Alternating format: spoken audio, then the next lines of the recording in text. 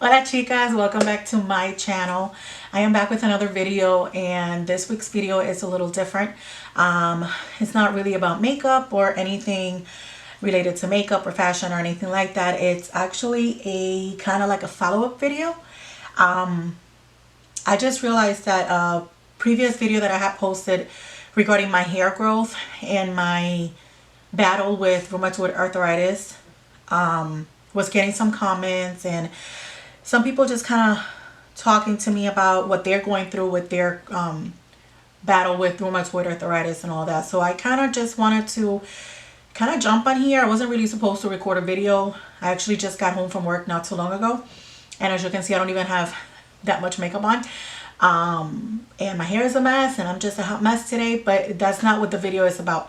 I actually wanted to come on here and kind of tell you my story on my battle with rheumatoid arthritis. I know I kind of briefly touched on that previous video, but I wanted to kind of come on here and do a more detailed video of how I found out I had rheumatoid arthritis, what my struggle was like, and what my struggle is like now, and also an update on some products that I'm using for my hair to kind of help it with the fallout and all that. So anyway, that's what the video is going to be about. If you're interested, if you have rheumatoid arthritis, or if you know somebody with rheumatoid arthritis, you might want to see the video just to see what it's like and what patients of rheumatoid arthritis go through.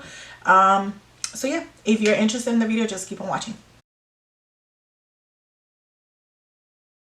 So let's get started with the video.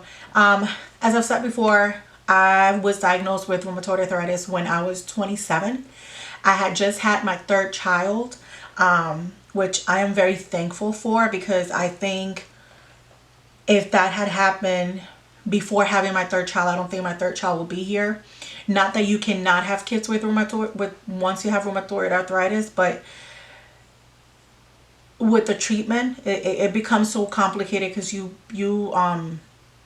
get put in a lot of medication that it's really hard on your body, and they plain out and flat tell you that if you're planning on getting pregnant, you cannot be on some of those medications, and if you are pregnant, you cannot be on them. So, or even nursing.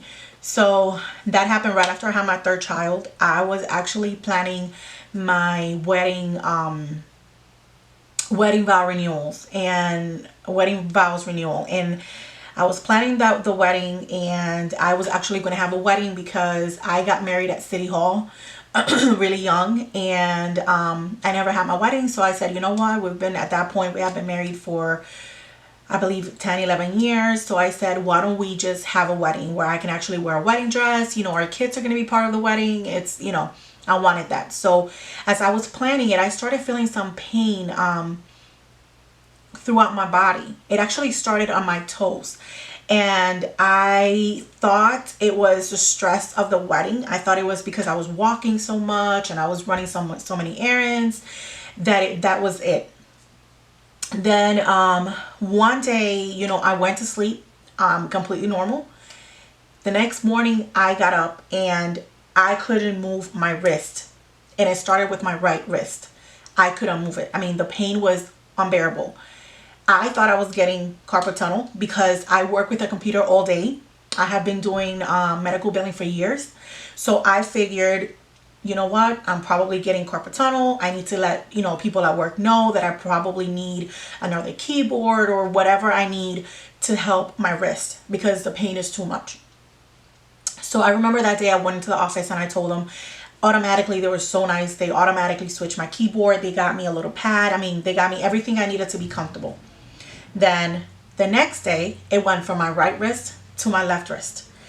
And I'm over here like, what is happening? Like, why is it transferring from one side to the other? I didn't know much about carpal tunnel, so I didn't know if that was part of it. So I was just assuming that's just it. The next day, I wake up and I can't hardly walk. Both of my knees are in so much pain. I can't hardly walk. I can't bend my knees. They were swollen. They were inflamed. And the funny thing is that by the time I would go into work at 8:30 or 8 o'clock, when I went into work, I was in pain. But by like 10 or 11, I was completely normal again. So I didn't know what it was. I didn't get it. And I remember it was, this all started in October, but it started getting really bad in November. And I was waiting until the beginning of the year to go to the doctor because I wanted to get my assistance card, right, from my job. So I was like, I'll just wait until the beginning of the year because I know they're going to do all kinds of tests. They normally do, so I'll just pay it with that and whatever.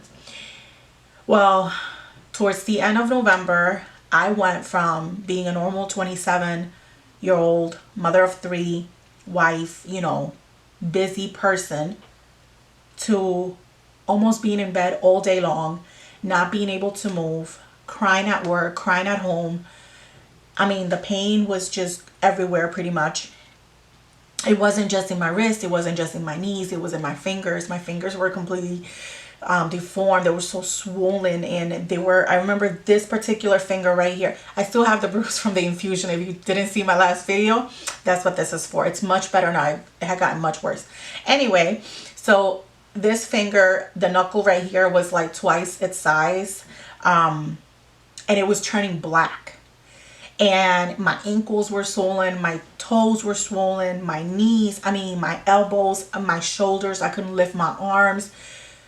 The pain was unbearable. So in the beginning of December, I said, I can't take this no more. I'm going to have to go to the doctor. So I went to my PCP. She ran some tests. This was like probably, I want to say like mid-December, like mid-December, almost Christmas time,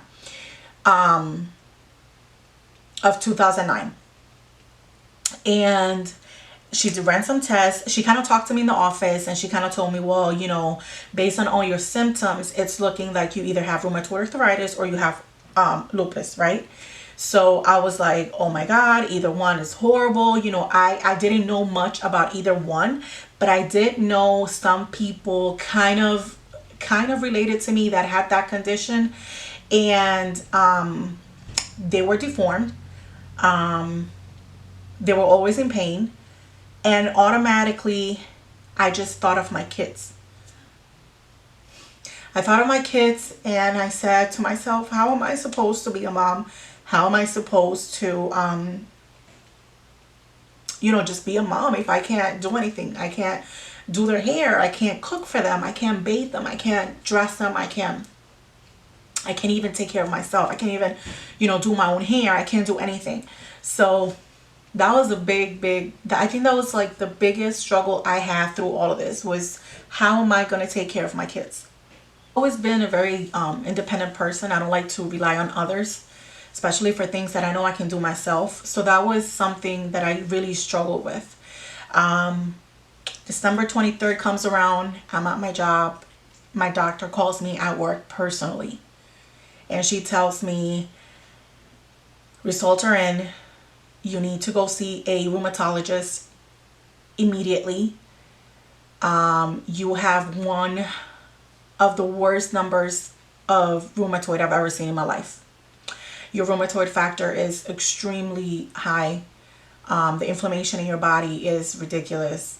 You need to see a doctor right away. We're sending everything over to this rheumatologist. You need to make an appointment right away. You cannot go untreated.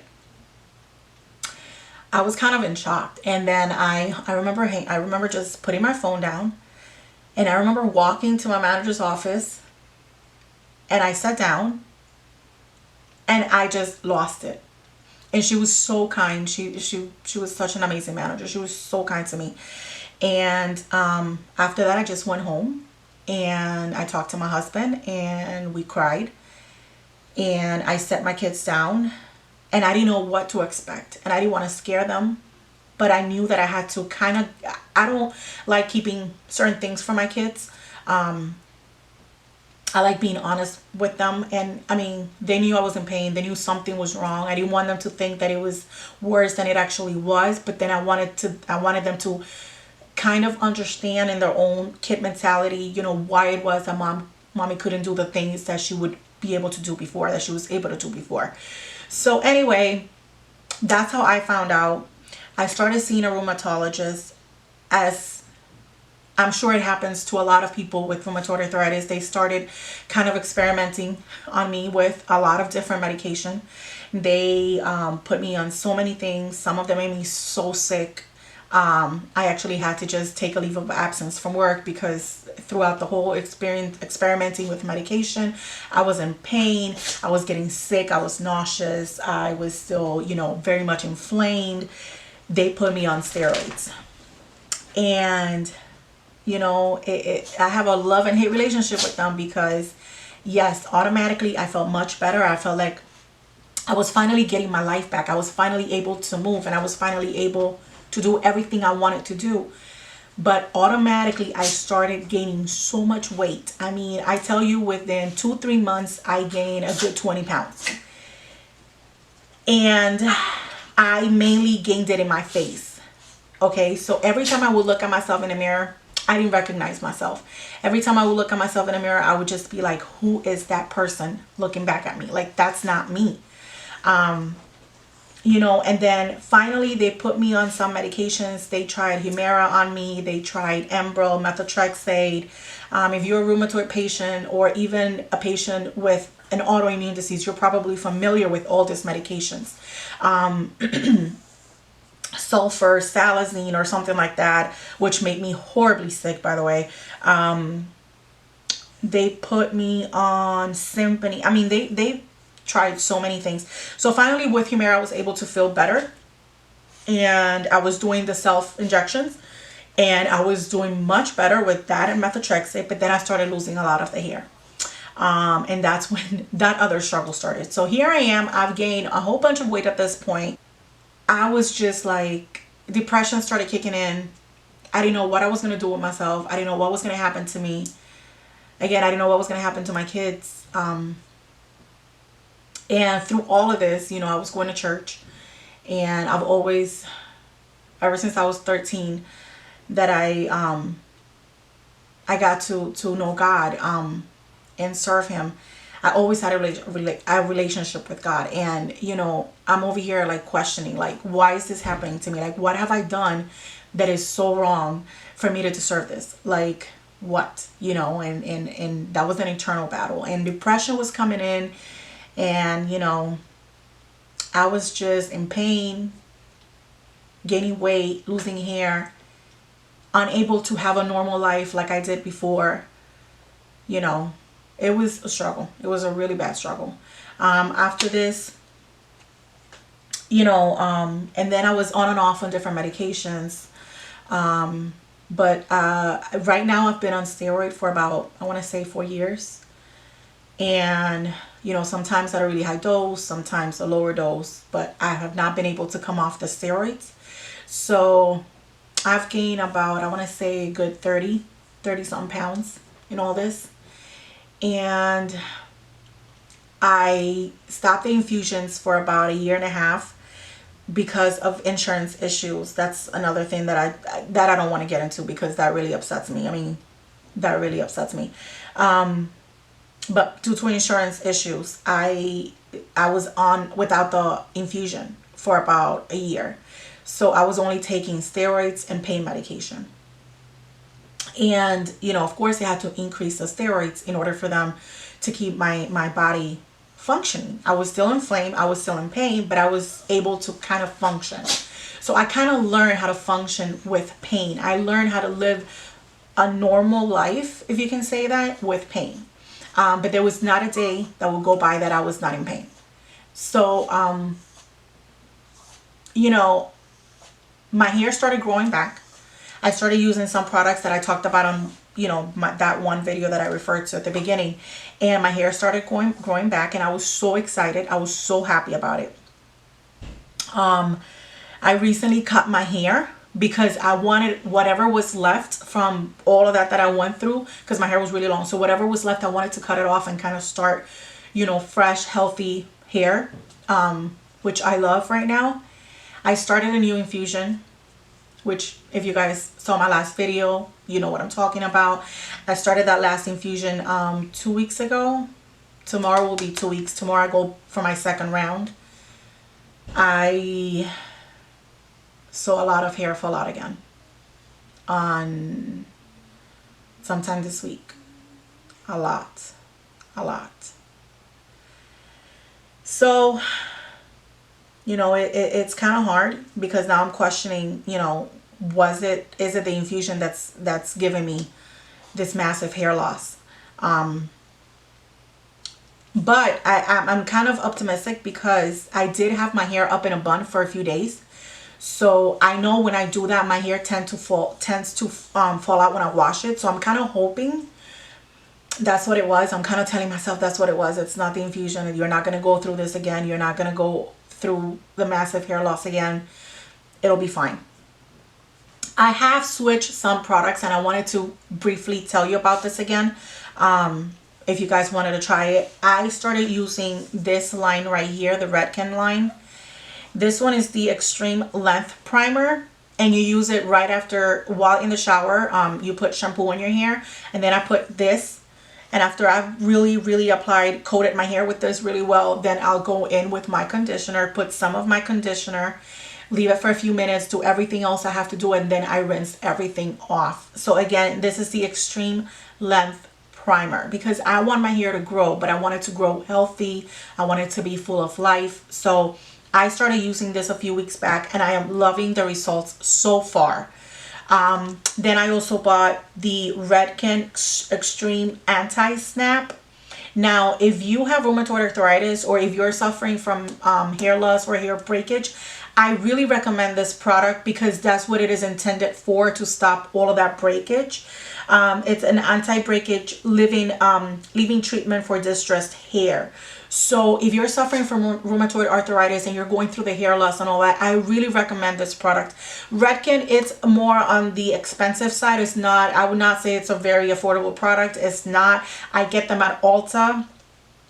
And, you know, but we kind of have to take care of ourselves and spend some money on ourselves. So whatever, it is what it is. And then I started also using the Frizz this mist because I blow dry my hair. So I just started using everything from the same line. I love this thing right here. I love it. I blow dry my hair and it looks like I just came out of the salon with this thing. So it's really good. So I just kind of wanted to briefly come on here and show you guys this, but I wanted to just tell everybody out there, if you're going through what I'm going through, what I went through, what I've been through all these years. I mean, I was diagnosed, I was 27, I'm 36 right now. So I've been dealing with this for 9 years. If you are struggling with this, I just want to tell you, please don't let depression take over your life. And I know it's easier said than done.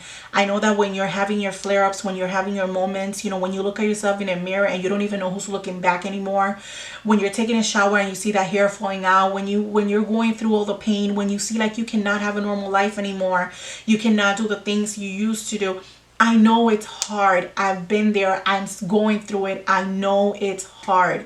But it will be even harder if you allow depression to take over your life. It'll be even harder if you allow yourself tell you that you're not beautiful anymore.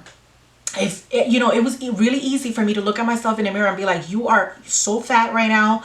You know, you are not pretty anymore. Look at your hair. There's like nothing there. What are you going to do? You have this big old round face and no hair. Like, it's so easy to say that. But you know what? I'm still me. I'm still Jamie. Okay? I'm still Jamie. I'm not going to stop being Jamie because of RA. I'm not going to stop being Jamie because my hair is falling out. I'm not going to stop being Jamie because I've gained weight. I'm not going to stop being Jamie because, you know, other people might see me different. I'm not. I'm still going to be me. I'm still going to love my kids. My kids are still going to love me. I'm still going to love my husband. I'm still going to love God above all things, you know. I questioned God. I went through my period of questioning God, why it is that I was going through what I was going through. But at the end of the day, you know what? That's my dog that wants to be picked up. At the end of the day, there is a reason and a purpose for everything. And no, I do not get it. I do not understand it right now. I don't have an answer as to why it is that I'm going through it, why it is that you're going through it, or a relative is going through it. I don't know. That is a question that I will have for God. But right now, all I can say is that I'm still going to love God. I'm still going to serve God. I'm still going to live a happy life. I am still blessed. I still have a beautiful family that loves me. So you know what? I am going to love myself. I'm going to love myself, and I'm not going to let RA stop me. And I'm not going to let RA slow me down. And I'm not going to let RA take over my life and make it harder than it already is. So that's why I wanted to do this video, because I've seen some comments, and I know people get, it's easy to get depressed. I mean, how can you not, right? How can you not after what we're going through? But you know what? At the end of the day, you're blessed. At the end of the day, you're still alive. At the end of the day, we're going to get through this. We're going to get through this. It's not the end of the world, even though it seems like the end of the world at times. We are going to get through this. So just wanted to come on here and tell you, you're beautiful regardless. Don't let RA take over your life. Don't let RA control your life. You control the RA, okay? You let your mind control the RA, not the other way around. So that's all I wanted to say. I hope this video kind of helped people. I hope that if you are an RA patient, that you can kind of see the light at the end of the tunnel, and understand that it's not the end of the world, that you will survive this, you will make it through. And you know, if you have a friend or if you have a relative that has RA, you know, be patient with them. It's not easy. This is a condition that a lot of times you cannot see from the outside what we're going through inside. That was another big struggle that I had. A lot of people saw me and they didn't understand why I was crying, why I was sad, why I was this, why I was that, because I looked normal. But inside I was in so much pain. Inside I couldn't hardly move. Inside I was just suffering in silence. So, you know, that's another thing. So if you know somebody, be kind, be patient with them, help them out. I've learned that, you know what, we cannot always be so independent. Sometimes we need to allow people to help us. And that is a lesson that I've learned through all of this. So, yep, that's all I wanted to say. I just wanted to come on here and kind of tell everybody to continue living their life. Just continue living your life, and don't let RA ruin your life. Okay? So I love you guys, and I will see you on the next video. Bye.